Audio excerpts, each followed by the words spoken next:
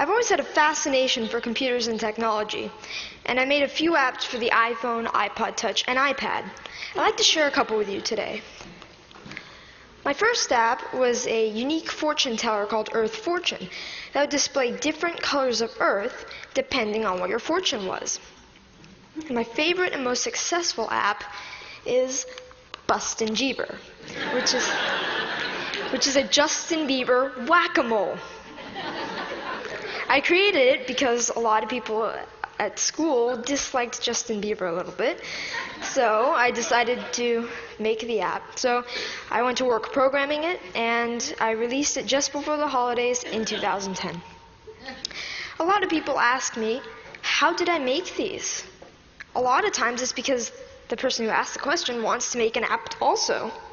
A lot of kids these days like to play games, but now they want to make them. And it's difficult because not many kids know where to go to find out how to make a program. I mean, for soccer, you could go to a soccer team. For violin, you could get lessons for a violin. But what if you want to make an app? And the kids' parents might have done some of these things when they were young, but not many parents have written apps. Where do you go to find out how to make an app? Well, this is how I approached it. This is what I did.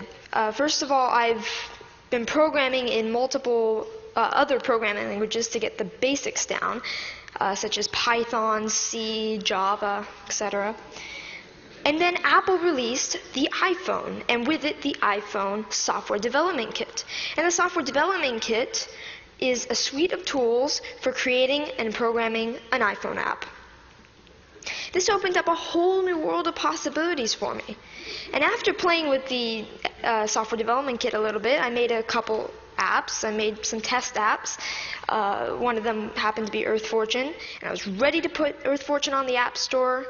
And so I persuaded my parents to pay the $99 fee to be able to put my apps on the App Store. They agreed, and now I have apps on the App Store. I've gotten a lot of interest and encouragement from my family, friends, teachers, and even people at the Apple Store, and that's been a huge help to me. I've got a lot of inspiration from Steve Jobs.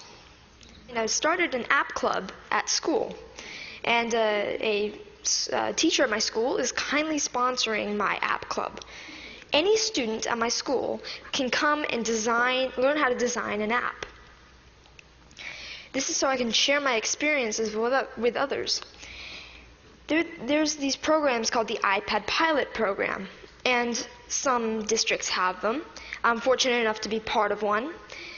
A big challenge is, how should the iPads be used, and what apps should we put on the iPads? So we're getting feedback from teachers at the school to see what kind of apps they'd like. When we design the app and we sell it, it will be free to local districts and other districts that we sell to. All the money from that will go into the local ed foundations. These days, students usually know a little bit more than teachers with the technology. So, sorry.